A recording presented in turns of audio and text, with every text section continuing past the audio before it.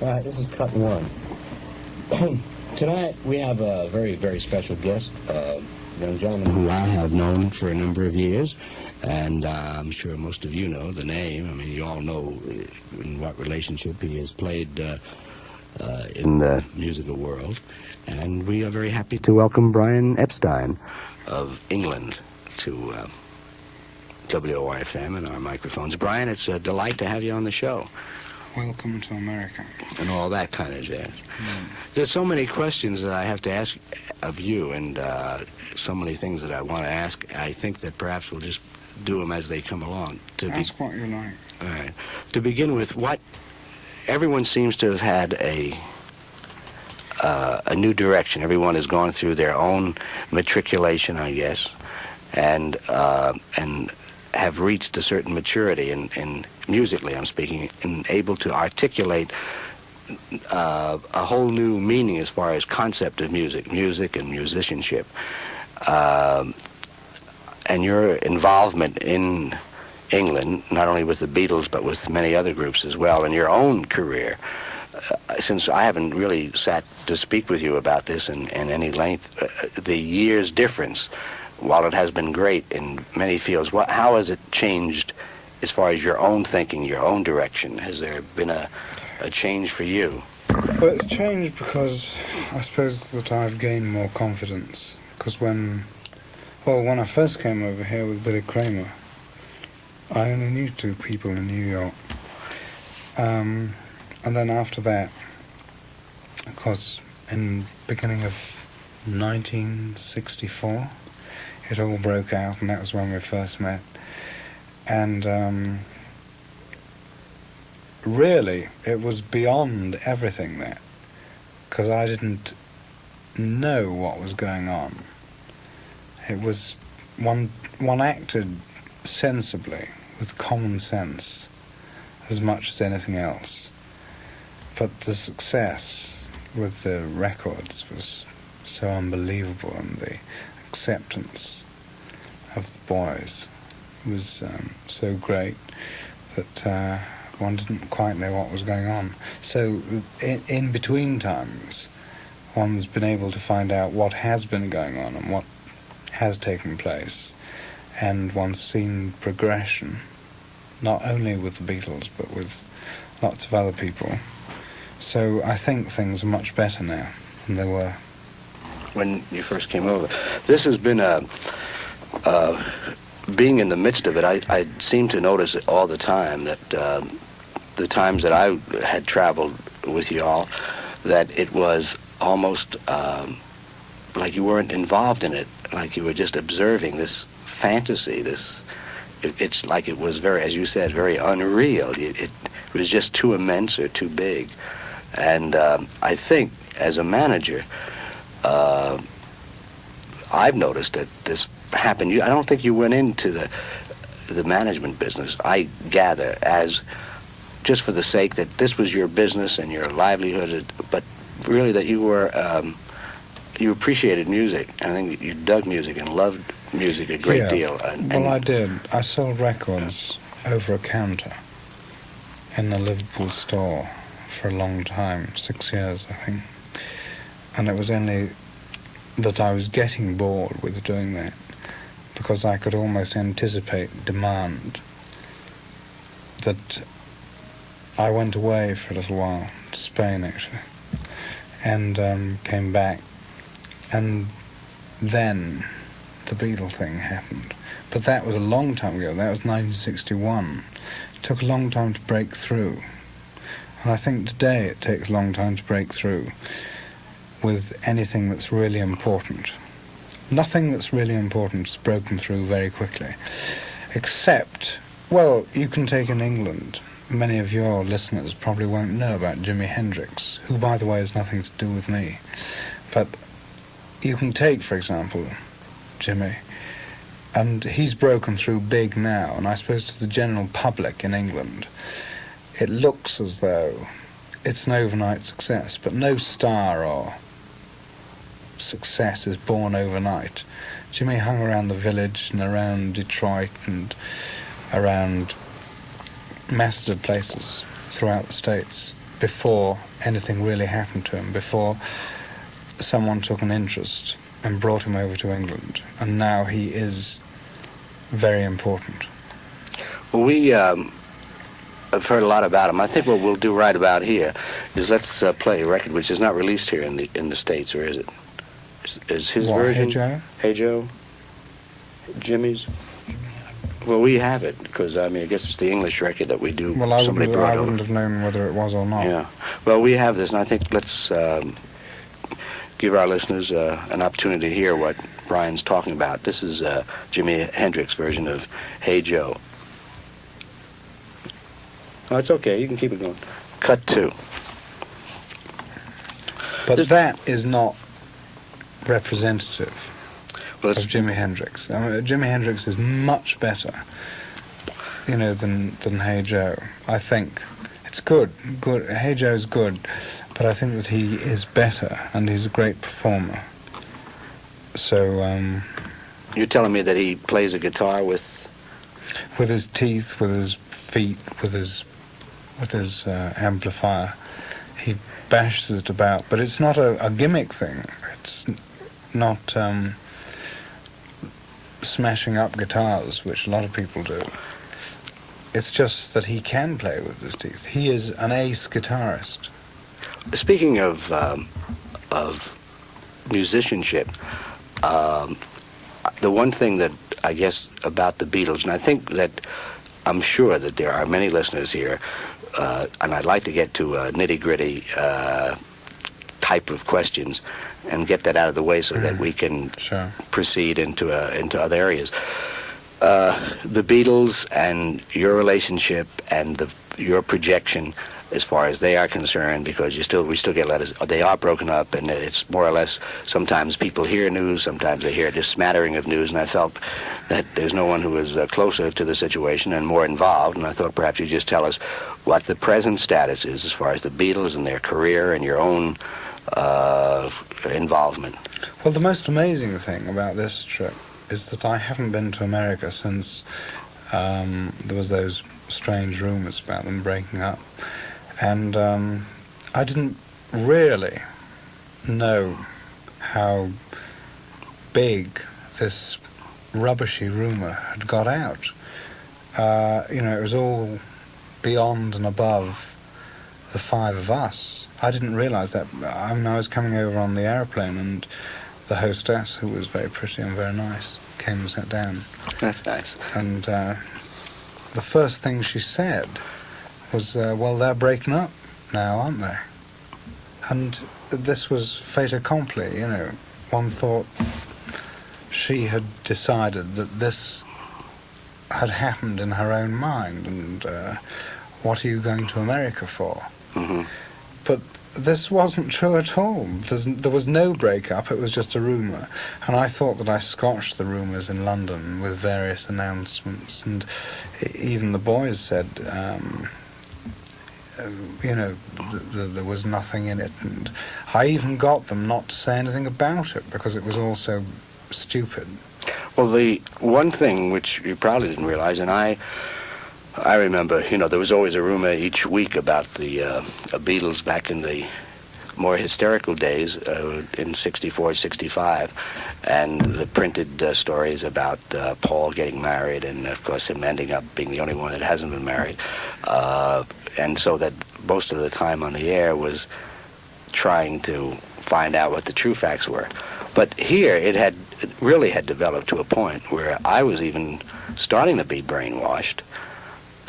They had talked about, well, you're no longer going to be connected, and they're going their way. And there was a story here last week in a magazine or in a newspaper. It was in a newspaper,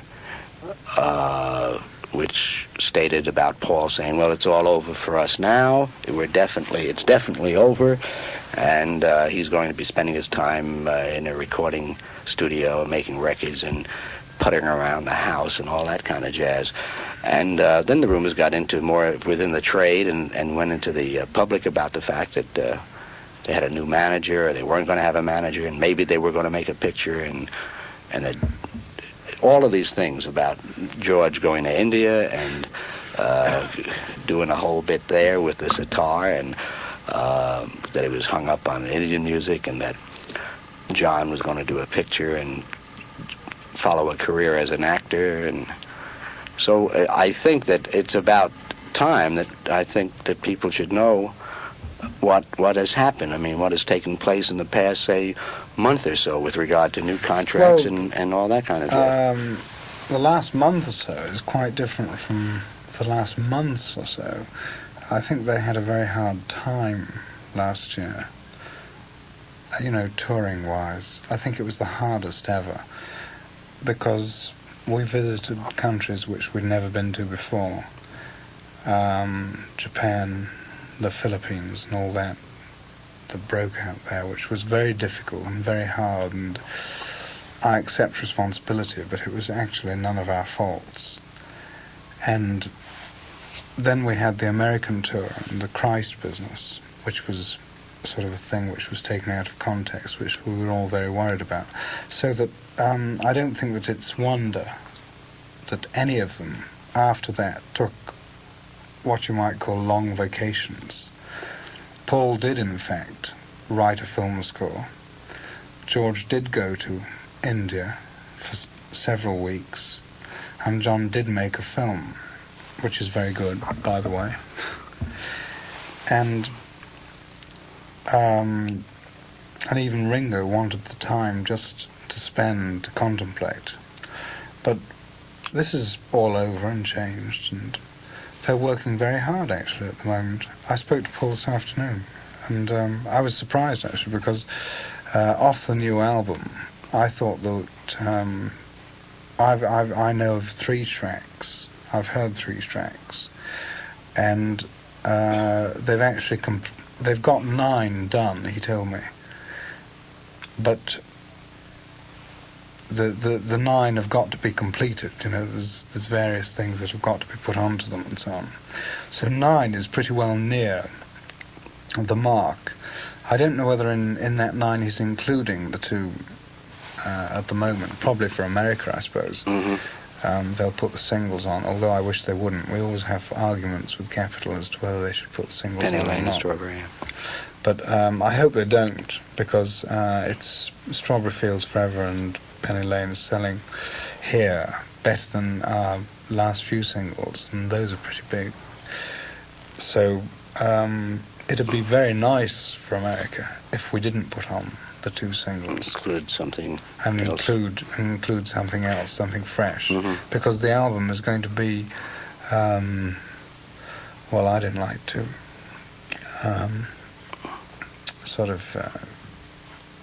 be particularly swanky about it, but it is going to be great.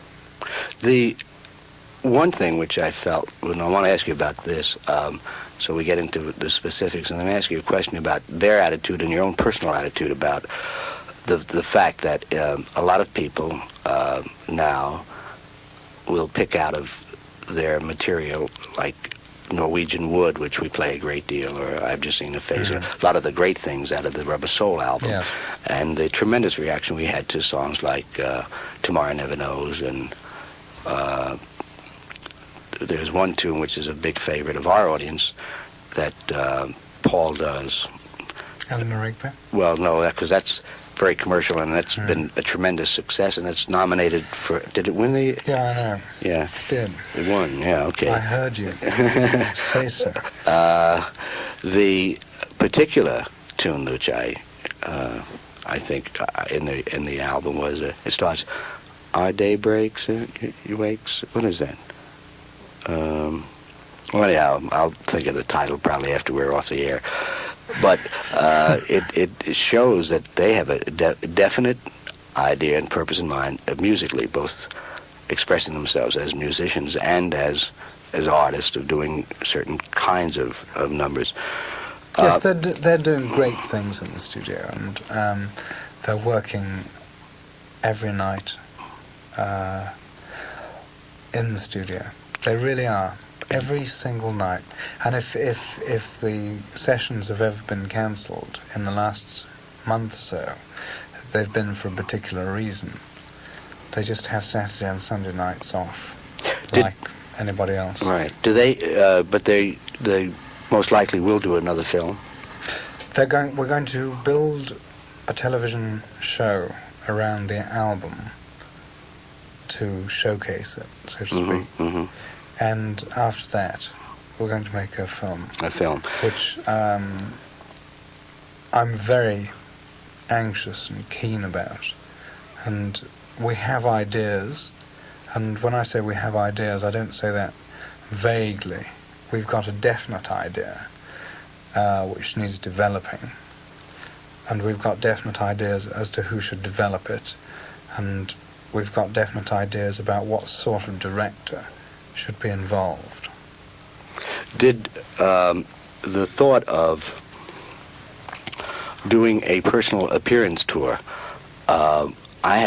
we had quite a long conversation with Paul Simon the last time that he was on, and some of the things, of course, that happens to every artist who gets acceptance, but particularly, I mean, you have a few phenomena that happen. Sinatra, Presley, and the Beatles, I guess, were the big three of the past 20 years, anyhow.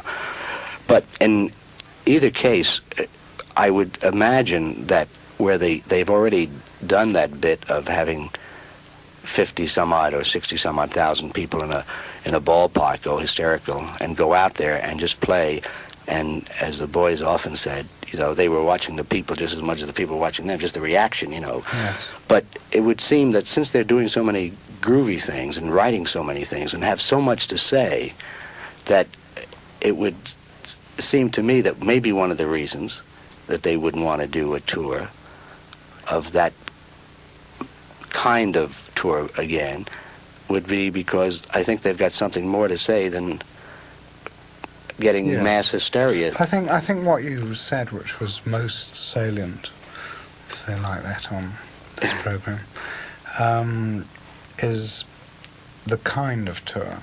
I don't think that you get any one of them or me to categorically state that they will never appear in public again, not because of the financial aspect, but because it will be very difficult to progress from those sort of tours.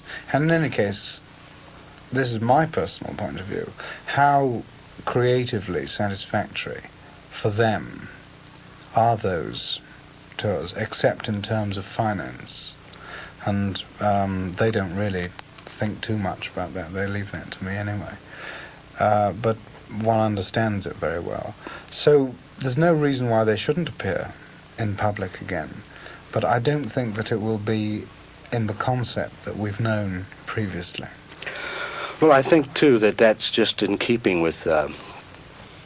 that's why in getting your idea and your concept seems to be moving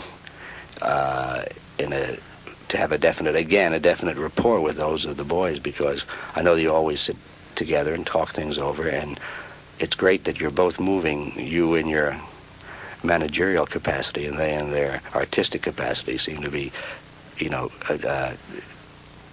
going through the same or traveling the same road. I find that this has happened to everybody. I in the book that I wrote, and I only say it because I'm not even interested in that. I've done that. I'm thinking of the next one. But I think the one thing that they did is that they had set a pattern. Their attitude probably was the most important thing. Their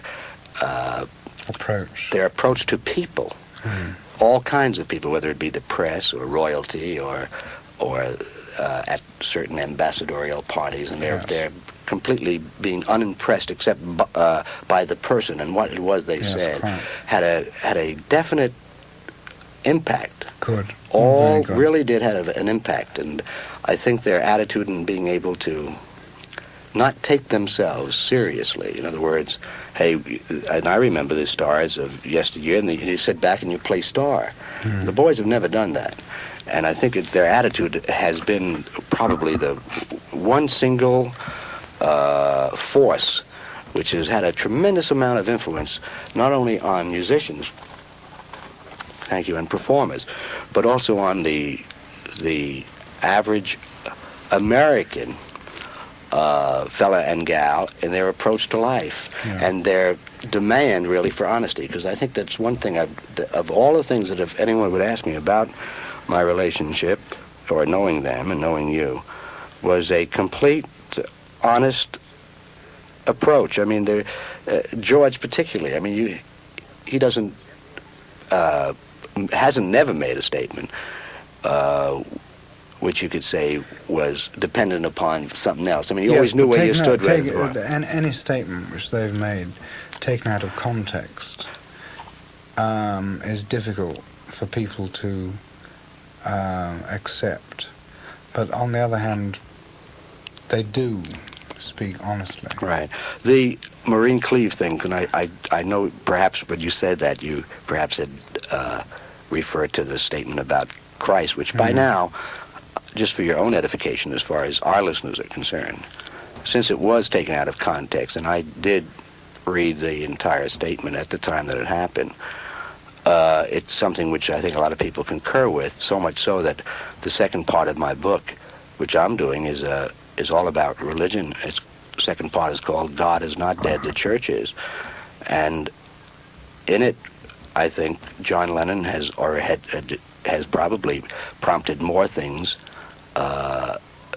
more of a realization, because all throughout the United States, in every kind of denomination, people are reaching out I speak about the church itself and the progressive people of all denominations, the progressive clergy, are looking for ideas, not from theologians, but rather from people who say, well, how can we relate?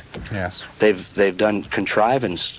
They've tried, but it's come out as a contrivance. They played rock and roll music in churches, to attract the young. But then when you get them there, what is it? How are you relating what you're doing? And I think what he has said is true, that they have lost out in getting.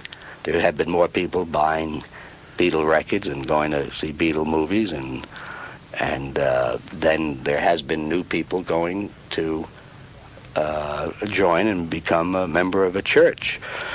But I would think that the thing that upset John most about that was that the initial interview, was done in his own home with Maureen Cleave, who we've known.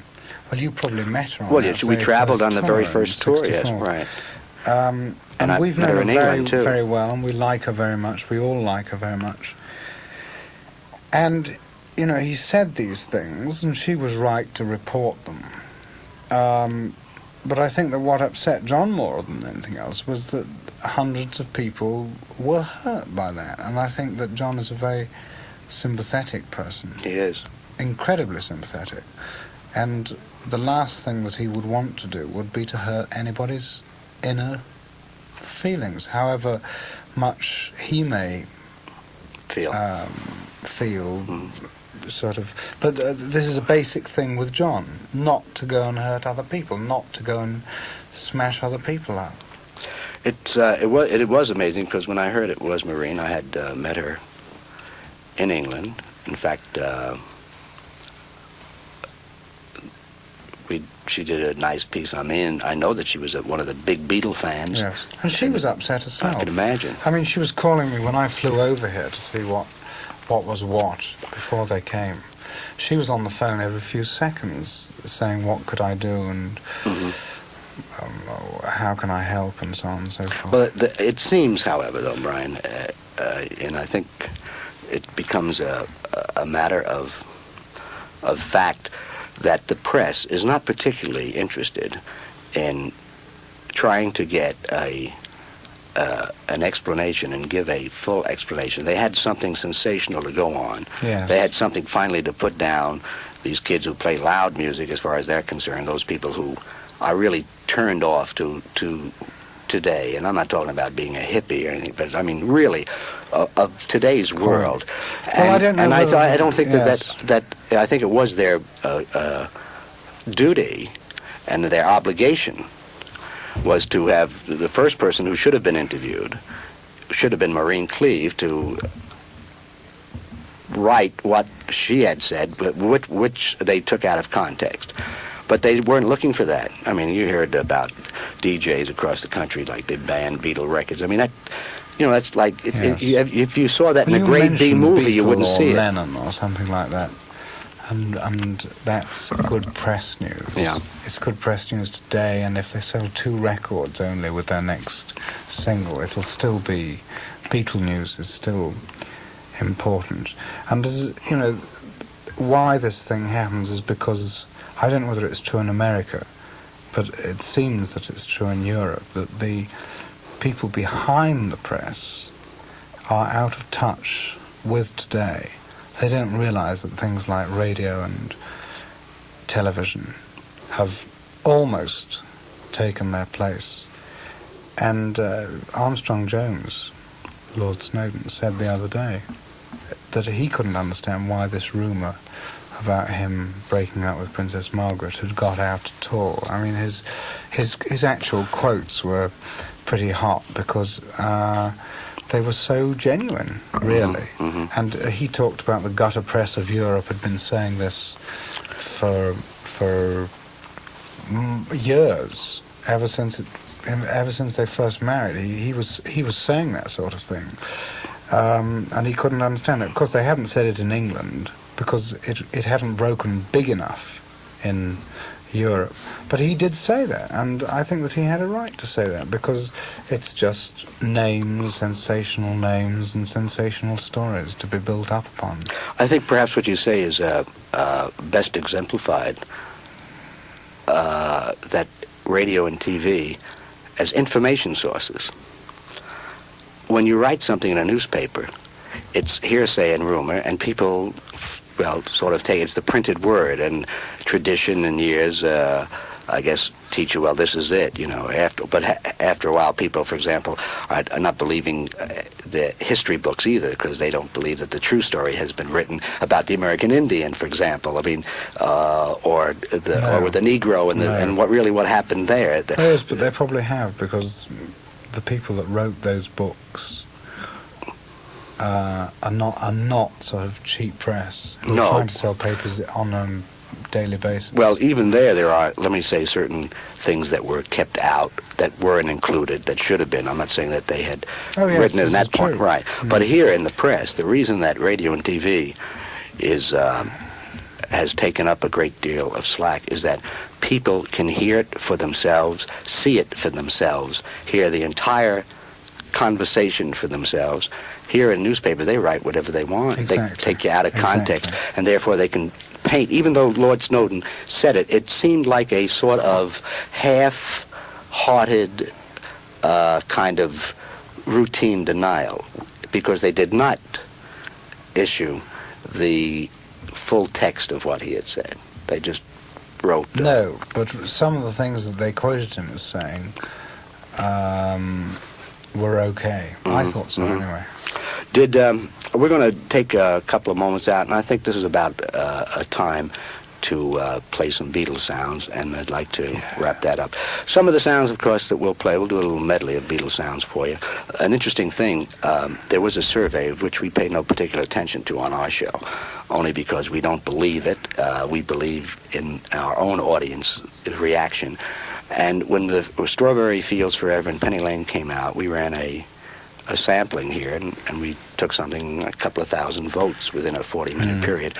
And Strawberry Fields Forever had won by, about 100 and some odd votes the first day it came on. This is extremely interesting. And then we waited until the survey came out this past week, and Penny Lane became number one. Yes. And we ran the same survey, and again, Strawberry Fields won. So that, as far as we're concerned, if Penny Lane is number one, according to our audience, Strawberry Fields is this is just what two. we know, what we knew even before it came out, that Strawberry Fields was perhaps the one which some of our friends would go for, but Penny Lane was definitely the more commercial, whatever that means. Yeah.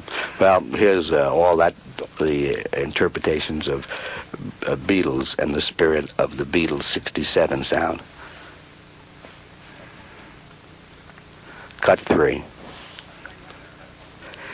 In playing some of the music we have just played, the Beatles sounds of 1967. Is there any would you say that there is a compatibility in the forthcoming album with those two sounds? Or are there further expressions of types of music and lyrical content? There are? Yes. Okay, good. And it's absolutely amazing. I can't believe it myself. Well, they are amazing in the sense that I think they personified their impetus. I think it was only the Beatles whose every record became so different in its approach and of exploring new things, but saying something which is so attuned to today and what's happening today and so aware of today, that this has made for the greatest amount of fusion between the folk field, the rock field, so that there is everybody's into everybody else's mind and into everybody else's thoughts, and are freer. They're no longer there was a great deal of prejudice. I don't know how it was in England, but there's been a great deal of prejudice here in the past about the various categories of music. I think the Beatles helped a great deal in starting an impetus that broke down these so-called prejudices and barriers so that everybody could appreciate what everybody else was doing.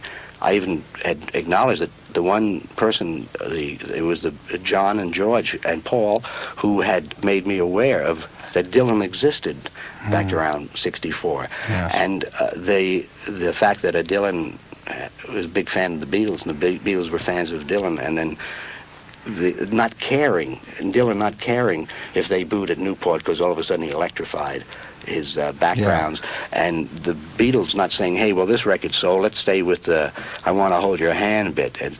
They were really expressing, whatever they felt musically. Yes, well, one of the things which the Beatles have taught me, and they've taught me many things, and one of the biggest hang-ups that I ever had, personally, was to categorize people. And they do not categorize people or things or music. There's nothing which is bad. There are some things which are trite and lousy, but one doesn't necessarily have to categorize them. I mean, the Monkees, who are enormous here and enormous in England, good luck, great. I think they're, I love their records. And we met them in England, and they're nice guys. So you don't categorize them as being, there was, when they first erupted in England, there was quite a lot of knocking in the press, which was supposed, I suppose, to sort of say, well, here we are, the great British people with our beautiful Beatles. Well, we are. We do have our beautiful Beatles, but there's nothing the matter with the Monkees. And the Monkees have given a great boost to the industry and the kids and everybody's buying their records, and there's nothing the matter with that at all. No, I think it is, however, very wise if they would come right out and express the fact that, fine, hey, we don't play the instruments. We are just learning to play the instruments. We didn't make our own tracks, but we're learning. Do say that. But they did say that now. In London, anyway. Yeah, they are now. And like I think it was David Jones said to me, he said, thank goodness they were yelling that much so they didn't have to hear us in their first concert, as far as playing is concerned. There's a lot more in it than that. Right. I mean, I think they want to do more things themselves. Right. I very much indeed. Yes, that's true. But then I, as a manager, can't help but admiring the way they were handled, management and the way they were handled that went behind them. Even though I wouldn't ever have done it myself, because I'm just not that sort of person. But I can't help but admire it, obviously.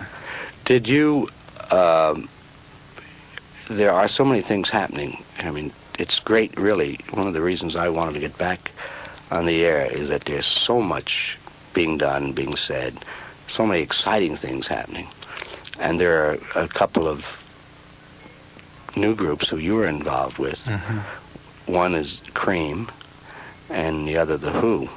And I thought perhaps you'd tell us a little about them, because I know as soon as I mentioned a couple of the groups around, there was without them having a big smash record here, there was a lot of excitement. I mean, Lot of interest. Tremendous amount of Yes. interest, particularly with the Who, because Yes. of at least they had one record out. Yes. Now the interest is climbing. We're among the more erudite who for the Cream who have heard about the fact that Eric Clapton is in the group and recognized as one of the great guitar players. Could you tell us just a little about? Well, these are good people. I come into them by my organisation in London, for which I'm called a capitalist. But I don't really sort of have that much, but I'm very proud to be associated with them, particularly the Cream and the Who, because they are rated by everyone, including me, as being tremendously important. And I've been doing these Sunday night concerts at the Savile Theatre, which is my theatre in London, and this has been a tremendous success. And the Who and the Cream have both topped the bills there to very, very successful audiences. I mean, packed out houses. And they were fantastic, unbelievable. Wasn't it the Who that was the originators of taking the lead guitar player taking his guitar and just smashing it to smithereens on the Yes, the they amplifier? were. But yes, they were. They didn't actually do it when they appeared at the Savile. Not because I think they were inhibited or anything, but just because they did a very great show. And they didn't need to do that. Any gimmicks, yeah. To show how good they were. But they did, in fact, put up such a fantastic show. And as did the Cream. The Cream were unbelievable. And I think when you have them over here that you'll like them very much. I think your listeners, all of whom I hope come to see the show. Well, it starts March 25th, and we're looking forward to having them both here. And there's been quite a great deal of activity here. There's going to be a lot of press because we want to make them feel right at home because of the fact we've heard so much about them. In fact, we're going to play the Cream and the Who right now. Cut 4. My guest is Brian Epstein, and this is WOR-FM here on Murray the K's nightly little soiree. We hope that you out there in Radio Land get an opportunity now to, it's some place out there with that listens in, I hope, each night. But thank you. But the most important thing was to create in our minds and in the minds of those listeners, exactly what the story is with regard to Epi, and as the boys refer to him, and the story with regard to the Beatles breaking up, and another rumor, again, which has really had a chance to seep through, and to this day, people still thinking that they are breaking up. So that we've really cleared that up. Would you, in just projecting now, not you yourself as someone who loves music, has some very definitive ideas, is there anything that you see as the next step? For example, a show maybe with Lennon and McCartney music, or a kind of new type of concert, or something that you felt is the next step for them. Is there anything in your mind now, or is it just in the thought No, stages? I can't foresee anything, because one works along with things, and I can't really see a new concept. But I've no doubt that there will be, just as all the factors are coming together towards making the new film right now. And I think that they'll be successful. But one doesn't foresee years ahead. People ask, sort of, what's the new sound going to be? What's this? Actually, the best thing that anybody ever said about that was once when I was watching a concert in Liverpool, which which is definitely for FM listeners, which Sir Thomas Beecham was conducting. And, you know, he was quite a character. And he just turned round to the audience, and I don't know I can't remember what he was talking about. He was talking about great music and good music and music that lived and so on. And he said, you've just got to get down to basics, that sort of the music that lives are really the great tunes. You can have the sounds as well. And I think we are developing the sounds today and the techniques, but you've got to have the tunes too. That's so important. I think that as it has happened in the past, of just one event, I guess, will lead to another. I'm trying an entirely new concept of a stage presentation for today's music. We'll soon find out if it works in its present form. I'm excited about it. I believe in it. But I think, too, that the boys are very creative in that sense of probably when the time comes, they'll make their move. In other words, a tour or personal appearances have not been completely ruled out. No, because just like recording, they're taking much longer of their own volition, I suppose, to make records today. I mean, they've been in the studios now for weeks. And I think this is very good and very important because they are meticulous and almost hypercritical of their own work, and they won't let anything pass. I mean, I know something on Penny Lane which wouldn't have made a scrap of difference to its hit potential anywhere. But Paul rang me up at the very last moment and said that he wanted to make one small alteration. And he made it. He got George Martin to help him make it. And although it wouldn't make any difference, it makes perfection. And this is all important. This is what I've heard from another thing which they're doing. It's happening too. I mean, people are saying the most important thing is, are we pleased with it? You know, do we want it to go out? Because I think at least they have their own self-satisfaction and that they really believed it's a good record. I think that's probably very important to them. You know, just going back to the personal appearance thing, there is one thing that has to be said, that some people in the concept of personal appearances as they are today are terribly good at it. Now, the Beatles, although they've enjoyed tremendous success throughout the States and all over the world, their success on stage has been, I suppose, due to many factors, like any success is anyway. But they don't really think, and I don't think that they ever really thought that they were that great on stage.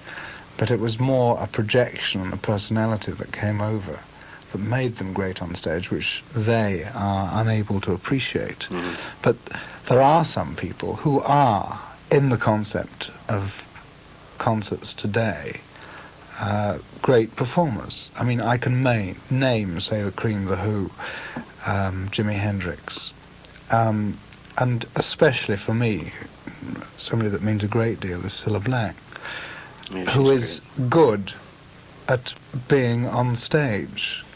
And another, well, Jerry, yes, also good. Tremendous personality and projection, and this was why originally I managed him. But I was going to mention that I hate, to a certain extent, mentioning my own artists, because it's fairly obvious that I think they're great, otherwise I wouldn't be managing them. But an act which is very well known here, and I had the pleasure to present in London, and I think one of the best concerts that I've ever attended was when, to only 1,200 people, which isn't a great many, in my own theatre, I presented the Four Tops. And this, for me, was one of the most exciting concerts. They are the grooviest people you could wish to present. We've had them many times in our shows, and of course never had in a few of our television shows. but never where they could do a complete concert. No. But I think this bears out what you had said earlier. It isn't that they made some records and all of a sudden they were going to go ahead and perform. They made that nightclub around for years. They used to travel with Billy Eckstein on tour and played all the finest supper clubs. And they are not an overnight success again. No, everything they do is just timed. I don't know if they had Norman with them, their drummer.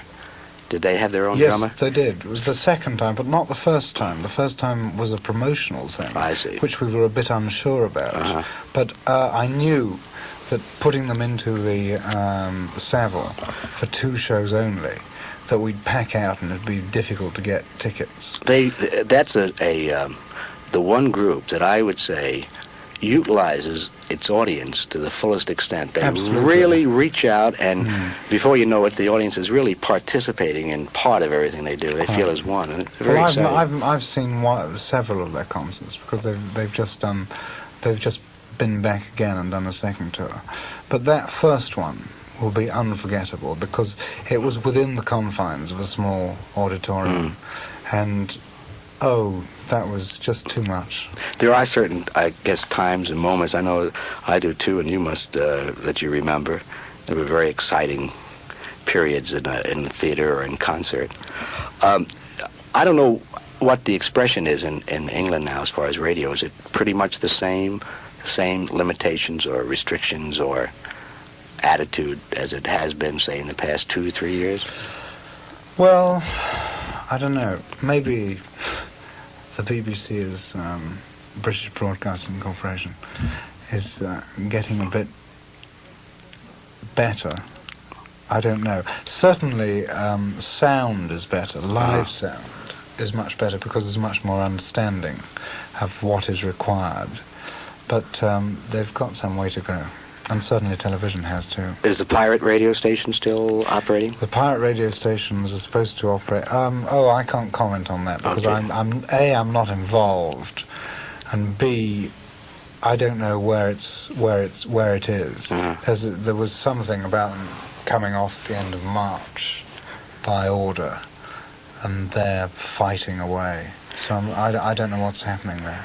There has been a tremendous amount of, both in, not only in Dylan, of course, who started, but of more recent albums, Simon and Garfunkel, and a young lady who's 15 years old and writes and records all her own tunes by the name of Janice Ian.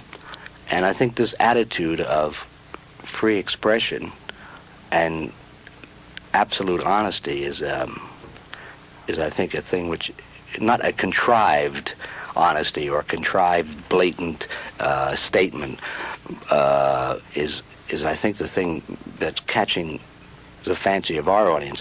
I'd like to play something for you to hear because I think you may get a kick out of it. This is Janice Ian, and it's a tune that she wrote from her new album. It's called Janie's Blues. That's nice, very nice. Yeah, for a young lady, I think she's says an awful lot in her album. I'm going to give you one to take back because I think thank you. She's got an awful lot to say. We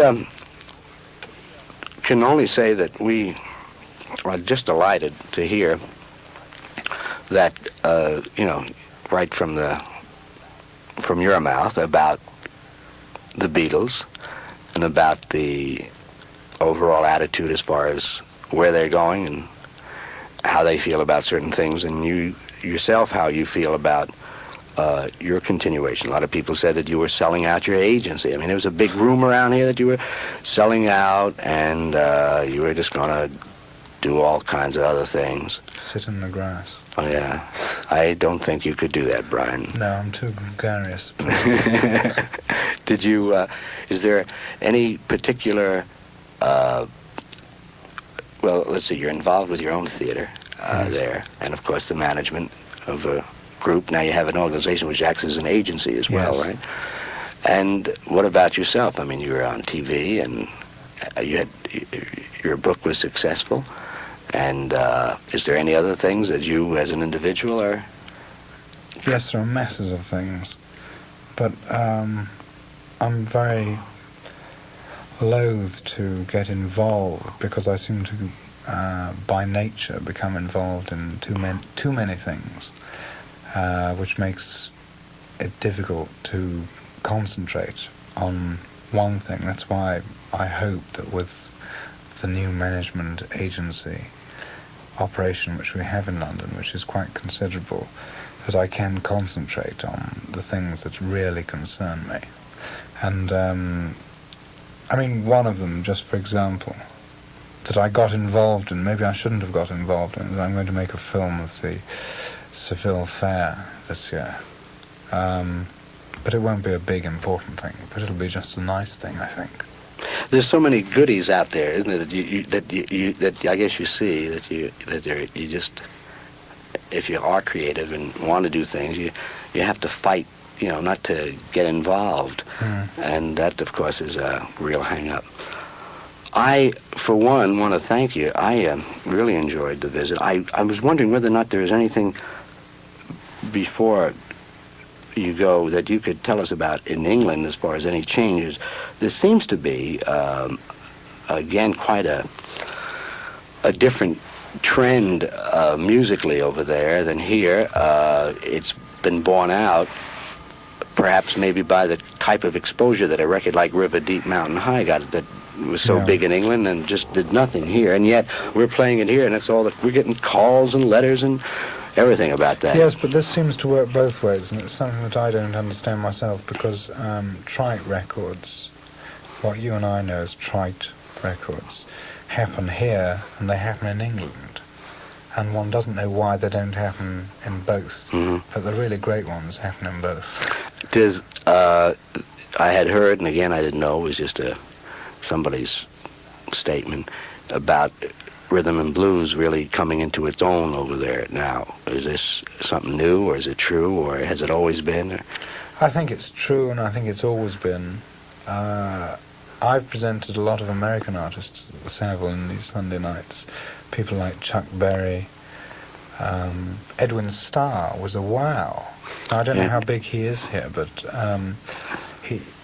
well, maybe I shouldn't say that, but he didn't have the best backing possible, but he was almost like a Levi Stubbs. He got that audience, and he wasn't topping the bill. And people like that, like Chuck Berry, Duane Eddy. Fats Domino is going to appear in my theatre for a week. This is the first visit he's ever made to England, and I'm very thrilled about this. These people will be appreciated, I hope. Did Muddy Waters ever play England? No, Bo Diddley. Bo Diddley didn't.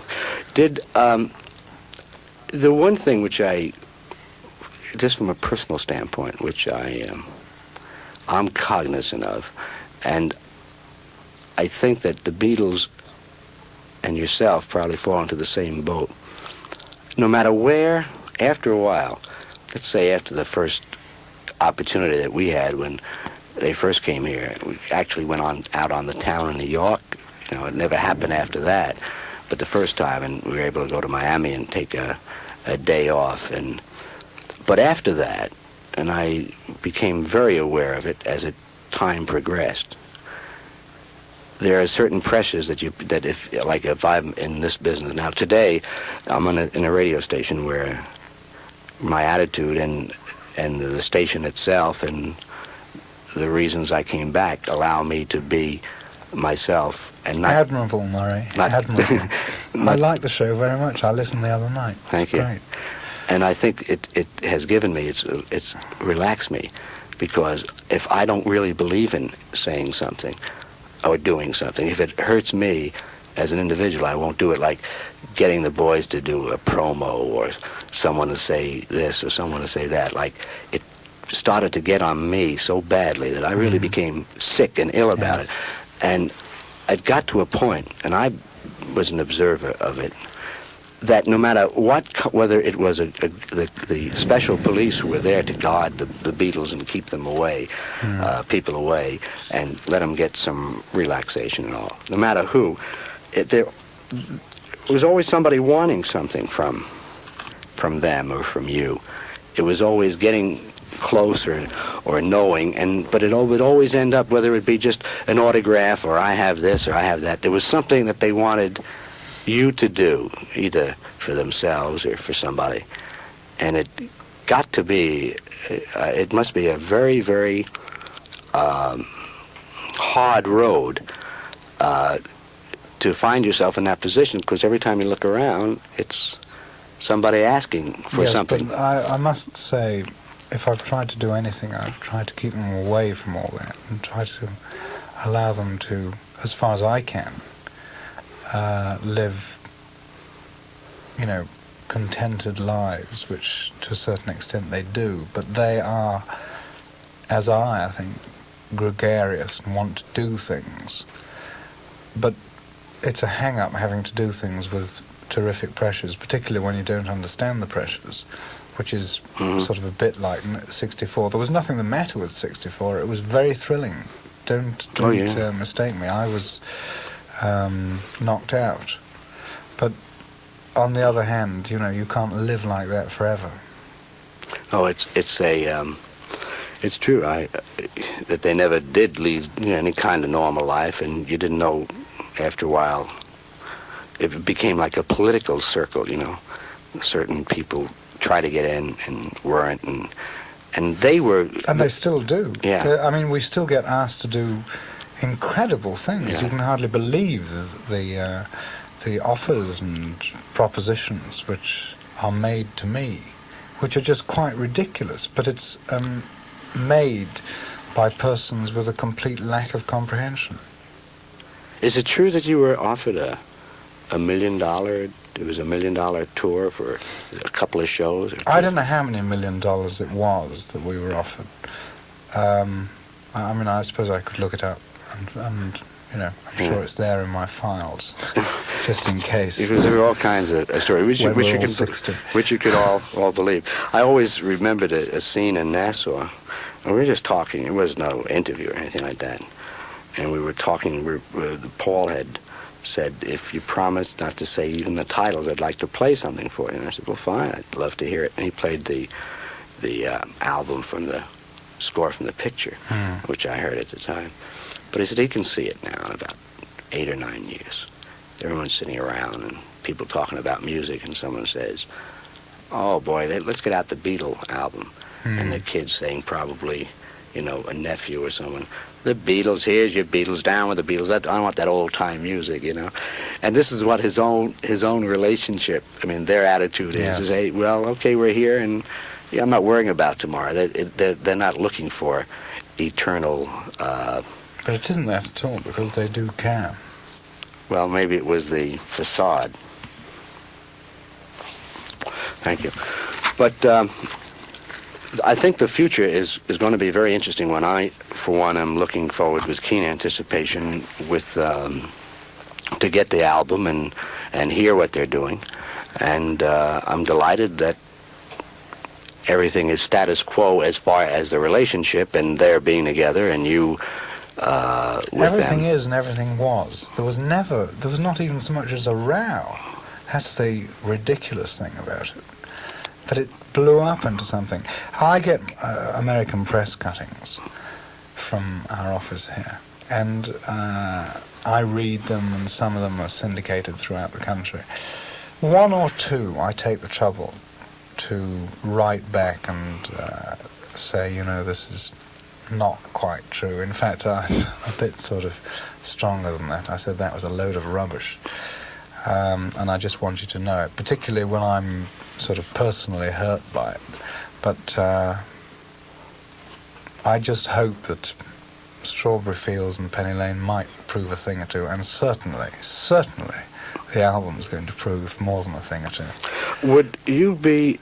I'd like to ask you about, like, for example, Tomorrow Never Knows, which is supposedly, again, I had been saying it without really the complete knowledge of the interpretation.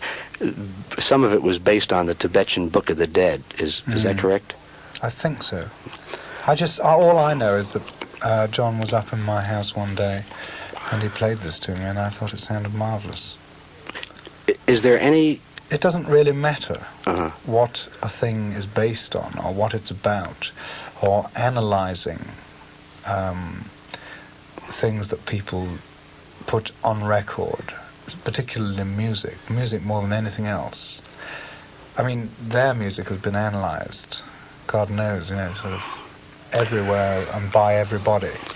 But it doesn't matter because it still provides something. Well, which is I good. think that before analyzing what they had done, let's say '64, but when they started writing and creating what I call attitude music,